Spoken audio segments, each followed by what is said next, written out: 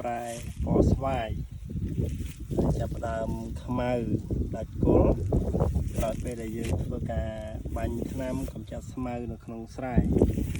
ដោយប្រើប្រាស់ស៊ូណាមិ35ក្រាម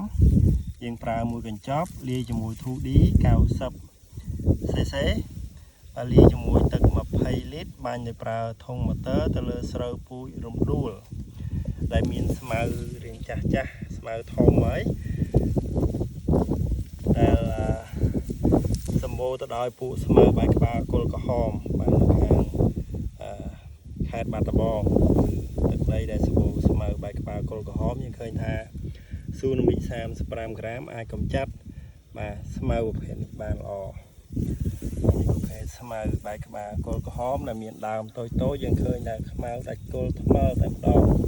ដែលយើងធ្វើការបាញ់នៅថ្ងៃទី3ថ្ងៃទី3មកដល់ថ្ងៃនេះគឺថ្ងៃទី14នេះថ្ងៃទី14ខែ8ឆ្នាំ2026បាទគឺមានរយៈពេល11ថ្ងៃយើងឃើញស្មៅងាប់ស្អាតមែនទែនហើយចំពោះពពុះកាជីបវិញគឺស្អាតល្អបាទតដៃអត់រួចទេស្អាតមែនទែន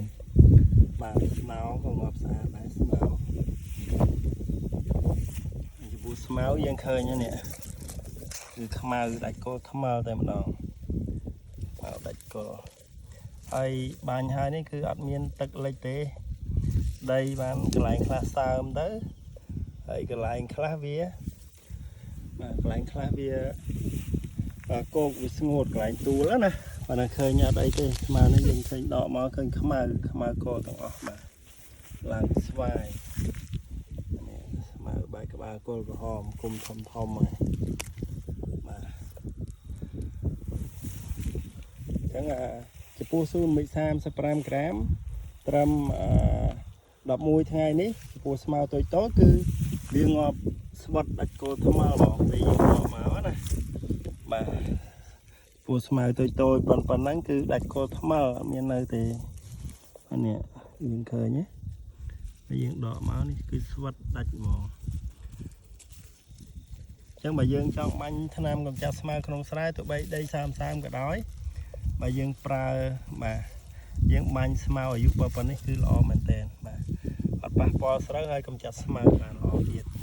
ដោយឡែកចំពោះស្មៅដែលរឿងធំយើងឃើញថាស្វាយហើយវាងាប់សឹមបដាតែនេះយើងបោចមកគឺគល់វាខ្មៅដូចគ្នា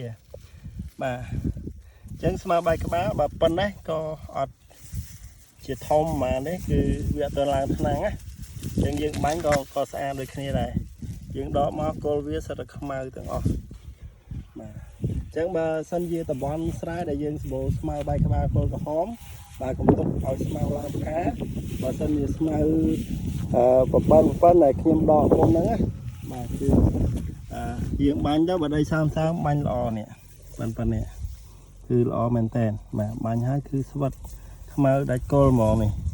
ប៉ុណ្ណេះល្អបាទប៉ុណ្ណេះក៏អត់អីដែរបាញ់ហើយទោះបីជាយើងបាញ់ងាប់ប៉ុណ្ណេះទោះបីដាច់ទឹកក៏វាអត់មកតដៃមករួចដែរដោយសារអីស្មៅវាស្វិតដាច់ពីគល់តែម្ដងបាទប៉ុន្តែបើសិនជាស្មៅឡើងផ្កាវាឡើងស្វាយហើយវាងាប់តាមឆ្នាំងទៅប៉ុន្តែវាមិនអាចដាច់គល់ថ្មិលងាប់ដូចអាស្មៅដែលវាដើមតូចទេទៀមទាយើងមានទឹកមានអីបន្ថែមក្នុងស្រែទៅអាហ្នឹងការកម្ចាត់ឬការដែលស្មៅនឹងវាងាប់កាន់តែលឿនអញ្ចឹងណាតែបើអត់មានទឹកទេស្មៅនឹងស្វាយក្រិនកាំងនៅហ្នឹងទៅហើយស្រូវយើងឡើងជន់បាននេះរៀងចាត់ទុកថាវារៀងចំណាស់តិចទៅបើដោយសារវាឡើងថ្នាំងហើយស្មៅនេះណាបើវាស្វាយហើយវានឹងបន្តងាប់បដាទៅទៀតប៉ុន្តែស្មៅដែលគុំប៉ុណ្នេះហើយដីរៀងទួលវាអត្រាដែលវាងាប់វាមិនល្អដូចអាស្មៅដែលតូចនោះទេ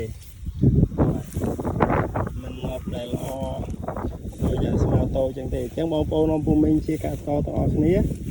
បាទយើងគួរតែបាញ់ស្មៅដែលមានអាយុតូចល្មមគឺយើងអាចកម្ចាត់បានល្អហើយស្មៅវាមិនអាចនឹងដោះមកវិញទេ តែ ស្មៅនេះក៏វាបន្តងាប់តទៅមុខទៀតដែរដើមចាស់ឃើញគល់វាខ្មៅអញ្ចឹងណាដើមវារៀងធំហ្នឹងបាទគល់វាសាក់ខ្មៅអញ្ចឹងតែវាអត់តលួយដោយអាស្មៅតូចទេប៉ុន្តែវានៅតែបន្តងាប់ស្អំបដាហ្នឹងបាទអញ្ចឹងចំពោះ0.35យើងប្រើល្អយើងបាញ់ទៅអាចកម្ចាត់ស្មៅក្នុងស្រែបានល្អជាពិសេសគឺស្មៅបែកក្បាលគល់ក្រហមស្មៅក្បាលហើយមានកជីបមានអីហ្នឹងគឺស្អាតបាទសូមអរគុណ